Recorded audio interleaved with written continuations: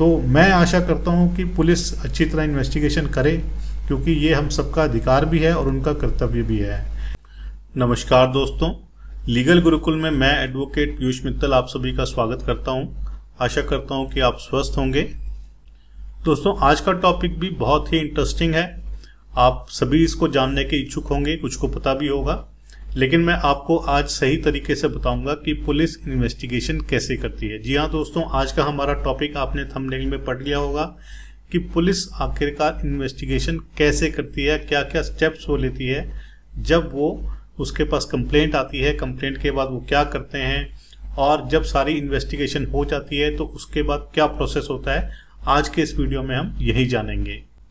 और यदि आपने अभी तक चैनल को सब्सक्राइब नहीं किया है तो चैनल को सब्सक्राइब कर दीजिए, साथ ही नोटिफिकेशन बेल आइकन भी दबा दीजिए ताकि आपको लेटेस्ट वीडियोस की अपडेट मिलती रहे, और वीडियो को लाइक और शेयर भी कर दीजिए। और यदि आपकी कोई भी लीगल समस्या है, लीगल क्वेरी है, तो आप मुझे कमेंट सेक्शन में या मुझे मेरे ईमेल आईडी पर, जो आपको सामने स्क्रीन पर मिल जाएगा, वहां पे जाके आप अपनी लीगल समस्या मुझे भेज सकते हैं ताकि मैं आपको उसका एप्रोप्रिएट सॉल्यूशन बताऊं। तो चलिए वीडियो को शुरू करते हैं।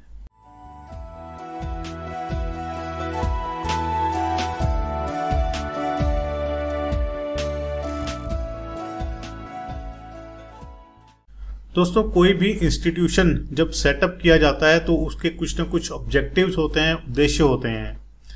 पुलिस का इंस्टीट्यूशन, पुलिस की जो पूरी की पूरी एक सिस्टम है, मैकेनिज्म है, उसको स्थापित करने का ऑब्जेक्टिव यही है कि क्राइम रेट को कम से कम किया जा सके, पब्लिक सिक्योरिटी हो, पब्लिक पीस हो, और यदि क्राइम हो जाता है तो जिसने भी क्राइम किया है उसको पकड़ करके एविडेंसेस के बेस पे उसको कोर्ट में सजा दिलाए। यही पुलिस का काम है। अब पुलिस कैसे काम करती है, आज हम इस पे बात करेंगे।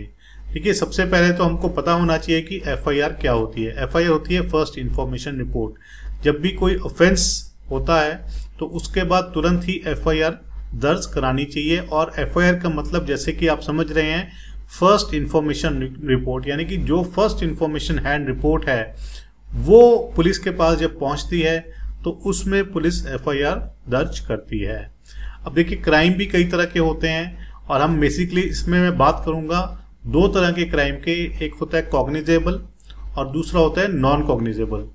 कॉग्निजेबल ऑफेंसेस गंभीर तरह के ऑफेंसेस होते हैं और जिसमें पुलिस को बहुत तरह की पावर दी गई हैं। और इसी के अगर हम विपरीत देखें तो नॉन कॉग्निजेबल ऑफेंसेस जो होते हैं वो थोड़े से कम गंभीर होते हैं और कम सजा वाले ऑफेंसेस होते हैं, उनको नॉन कॉग्निजेबल होते हैं।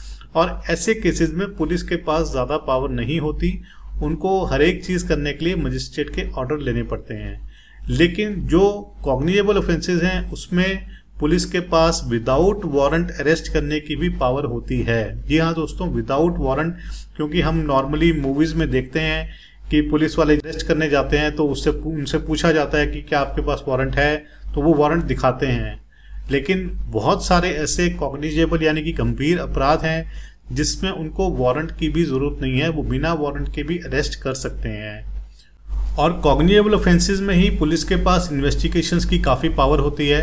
उनको अरेस्ट के लिए कोई परमिशन नहीं चाहिए, उनको इन्वेस्टिगेशन स्टार्ट करने के लिए कोई परमिशन नहीं चाहिए, क्योंकि ये ऑफेंसेस सीरियस नेचर के होते हैं। जैसे मैंने आपको बताया, जैसे कि मर्डर हो गया, रेप हो गया, किडनैपिंग, थेफ्ट, डाउरी डेथ। तो इस तरह के ऑफेंसेस जो होते हैं जिनमें सज़ा ज़्यादा होती है तो वो कॉग्निजेबल ऑफेंसेस में आते हैं। और ऐसे केसेस में पुलिस को एफआईआर दर्ज करनी ही करनी पड़ती है। जहां भी कॉग्निजेबल ऑफेंस हो गया वहां पे उनको एफआईआर दर्ज करनी पड़ेगी, उनके पास कोई भी चारा नहीं है। और यदि वो अरेस्ट करते हैं ऐसे में किसी को भी विदाउट वारंट, तो उनको 24 घंटे के अंदर अंदर जो भी अक्यूज को अरेस्ट किया है उसको मजिस्ट्रेट के सामने पेश करना होता है। ये भी एक लीगल प्रोविज़न है जो आपको पता होना चाहिए। ऐसे केसेस में कई बार पुलिस एफआईआर दर्ज करने से पहले कुछ इंक्वायरी, यानी कि उसको प्रिलिमिनरी इंक्वायरी भी कहते हैं, वो कर सकती है और उसके बाद भी एफआईआर रजिस्टर कर सकती है। और अगर हम दूसरी तरफ बात करें तो नॉन कॉग्निजेबल ऑफेंसेस होते हैं, उनमें पुलिस को अरेस्ट करने की पावर नहीं होती है और विदाउट वारंट वो अरेस्ट नहीं कर सकते हैं। उनको पहले मजिस्ट्रेट से वारंट इशू कराने पड़ेंगे, उसके बाद ही वो अक्यूज को या जो भी दोषी लग रहा है उनको उसको अरेस्ट कर सकते हैं।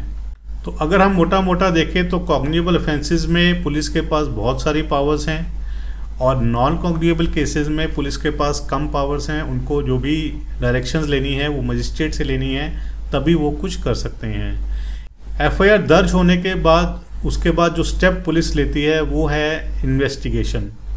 तो इन्वेस्टिगेशन में पुलिस सबसे पहले क्राइम सीन पर जाती है, यानी कि जो भी स्पॉट है जहाँ पर भी क्राइम हुआ है वहाँ पर जाती है, उस पूरे स्पॉट का मुआयना करती है। वहाँ पे यदि कोई एविडेंसेस हैं तो वो कलेक्ट करती है। एक अलग से फॉरेंसिक टीम बुलाती है जो फिंगरप्रिंट्स वगैरह लेती है, फोटोग्राफ्स वगैरह लेती है, और पुलिस वहाँ जाकर के आसपास जितने भी लोग हैं उनसे भी पूछताछ करती है, ताकि जो भी ऑफेंस वहाँ पे घटित हुआ है उनके विटनेसेस के बयान लिए जाएं, जो भी एक्चुअल स्थिति थी उसको रिकॉर्ड किया जाए बयानों में। तो ये पुलिस करती है सबसे पहले। साथ ही पुलिस अक्यूज को अरेस्ट भी करती है यदि वो अवेलेबल है ऑन द स्पॉट। अगर वो नहीं है अवेलेबल तो उसको ट्रेस आउट करते हैं और उसको अरेस्ट किया जाता है। जब अक्यूज अरेस्ट हो जाता है, यानी कि जिसने भी आरोपी है वो अरेस्ट हो जाता है, तो उसके बाद उससे भी पूछताछ की जाती है।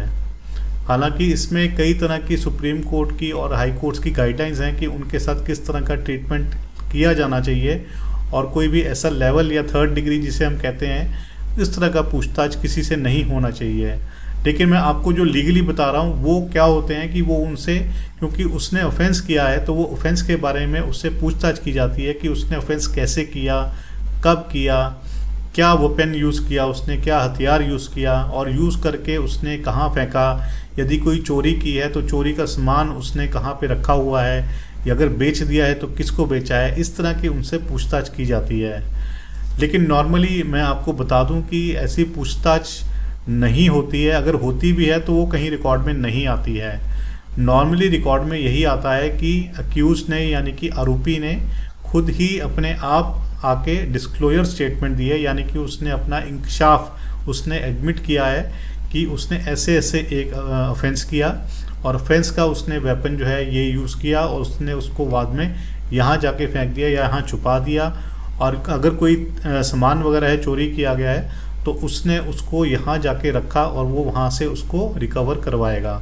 देखिए, जो मैं आपको बता रहा हूँ कि डिस्क्लोजर स्टेटमेंट होती हैं, जो उसके बयान अपने जो अक्यूज दे रहा है एक तरह से, उसकी वैल्यू कोई भी नहीं है लीगली जब तक कि कोई रिकवरी नहीं होती है। इसलिए वो रिकवरी करवाते हैं, उसको स्पॉट पे लेके जाएंगे, स्पॉट को आइडेंटिफाई करवाएंगे। उसके बाद अगर कोई वेपन है तो उसको रिकवर करेंगे, जहाँ पर भी उसने छुपाया उसको वहाँ ले करके जाएंगे, वहाँ से रिकवर करवाएंगे। तो इस तरह की चीज़ें जो है पुलिस करती है अपनी इन्वेस्टिगेशन में जब अक्यूज अरेस्ट हो जाता है। तो उसके बाद जब सारी चीज़ें हो गई, अक्यूज़ ने अपना डिस्क्लोजर दे दिया कि उसने मान लिया कि हाँ भी मैंने ऐसे ऐसे किया था और मैं आपको जाके रिकवर करवा सकता हूँ, और उससे रिकवरी करवा लेते हैं वो। उसके बाद जब सारी चीज़ें हो जाती हैं, जो बयान लेने हैं विटनेसेस के वो ले लेती है पुलिस।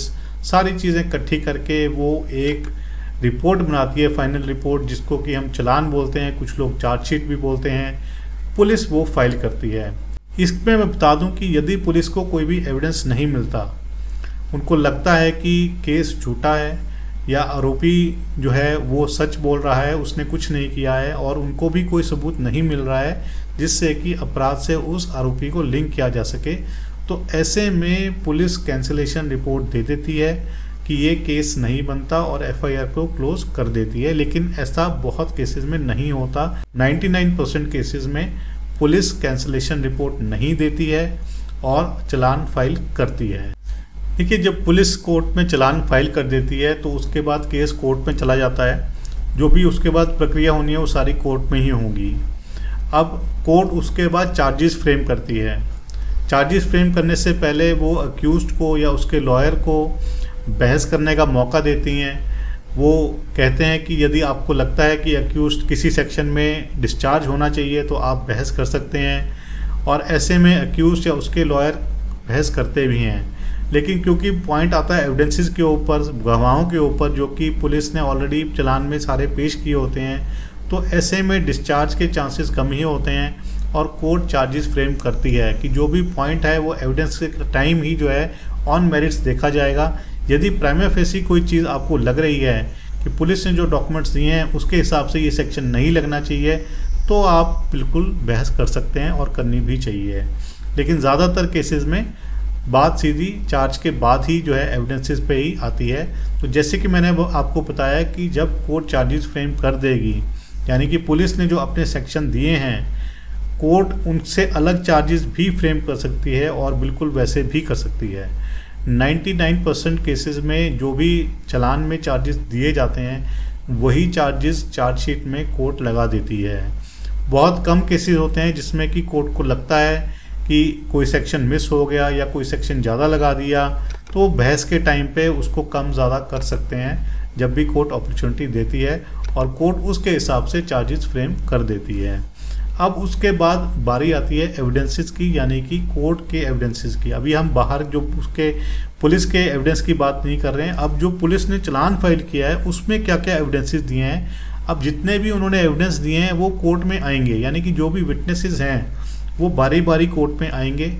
यदि कोई डॉक्यूमेंट है प्रूव करने वाला तो वो अपने डॉक्यूमेंट्स को प्रूव करेंगे। जो भी स्टेटमेंट उन्होंने पुलिस को दी है अब वो कोर्ट के सामने उसको प्रूव करेंगे। तो ऐसे में सबसे पहले आता है प्रोसिक्यूशन एविडेंस, यानी कि पुलिस की तरफ से जो भी एविडेंसेस हैं वो बारी बारी कोर्ट में आएंगे और अपने बयानों को, अपने डॉक्यूमेंट्स को वो प्रूव करेंगे। यदि किसी ने रिकवरी में साथ दिया है, कोई पुलिस वाला रिकवरी करने गया है तो उस पुलिस वाले के बयान होंगे, किसी ने अगर डिस्क्लोजर लिखा है तो उसके बयान होंगे, कंप्लेनेंट है तो उसके बयान होंगे। इस तरह सबके बयान होंगे जिससे कि केस को मेरिट्स पे देखा जाएगा कि ये ऑफेंसेस अब बनते हैं कि नहीं बनते हैं। इसके बाद जो अक्यूज्ड है यानी कि डिफेंस है उसको अपॉर्चुनिटी दी जाएगी कि वो कोई एविडेंस अगर लीड करना चाहती है तो लीड कर सकती है। तो अक्यूज्ड के पास भी अपॉर्चुनिटी है, जैसे कि प्रोसिक्यूशन के पास थी, कि वो अपने एविडेंसेस लीड करे। लेकिन नॉर्मली 99% केसेस में डिफेंस एविडेंस नहीं कराते हैं, क्योंकि सारा का सारा केस प्रोसिक्यूशन एविडेंस और उसके क्रॉस एग्जामिनेशन में ही होता है। ये जितने भी स्टेट केसेस होते हैं, जितने भी क्रिमिनल केसेस होते हैं, उसमें मेजरली क्रॉस एग्जामिनेशन जब होता है प्रोसिक्यूशन एविडेंसेस का, उसी में ही सारा केस हारना या जीतना उसमें डिसाइड होता है। जब दोनों की यानी कि प्रोसिक्यूशन एविडेंस और डिफेंस एविडेंस दोनों आ जाते हैं कोर्ट फाइल पे, अपनी अपनी दोनों क्लोज कर देते हैं, उसके बाद जो कोर्ट होती है वो फाइनल आर्ग्यूमेंट सुनती है दोनों पक्ष के, यानी कि प्रोसिक्यूशन अपनी आर्ग्यूमेंट्स देंगे ऑन द मेरिट्स, इसी तरह उसके बाद एक्यूज्ड के लॉयर अपने आर्ग्यूमेंट्स पेश करेंगे, जो भी एविडेंसेस हैं, जो भी डॉक्यूमेंट्स हैं उसके बेसिस पर, और उसके बाद कोर्ट अपना फाइनल डिसीजन सुनाएगी, जो कि जजमेंट के रूप में कोर्ट सुनाती है। तो जजमेंट प्रोनाउंस होती है, उसमें या तो कोर्ट एक्विट करती है या गिल्टी हेल्ड करती है। तो ये सब पूरा का पूरा प्रोसेस है जिसमें कि पुलिस की इन्वेस्टिगेशन से लेकर जजमेंट तक। तो ये हमारा वीडियो था। हो सकता है कि आपको कई पॉइंट्स इसमें लग रहे हों कि हाँ भी कुछ अलग होते हों आपके हिसाब से, लेकिन ये मैंने आपको मोटा मोटा बताया है कि ऐसे ही होता है। एफआईआर के बाद इन्वेस्टिगेशन, इन्वेस्टिगेशन के बाद ट्रायल। तो ये प्रोसेस था हमारा जिससे कि पुलिस इन्वेस्टिगेशन करती है। तो मैं आशा करता हूँ कि पुलिस अच्छी तरह इन्वेस्टिगेशन करे, क्योंकि ये हम सबका अधिकार भी है और उनका कर्तव्य भी है। आगे आने वाली वीडियो में हम और टॉपिक उठाएंगे। अभी के लिए इतना ही। यदि आपको वीडियो पसंद आया तो वीडियो को लाइक और शेयर ज़रूर कर दीजिए। अगली बारी हम फिर मिलेंगे एक नए टॉपिक के साथ, एक नए वीडियो में। तब तक के लिए धन्यवाद। जय हिंद।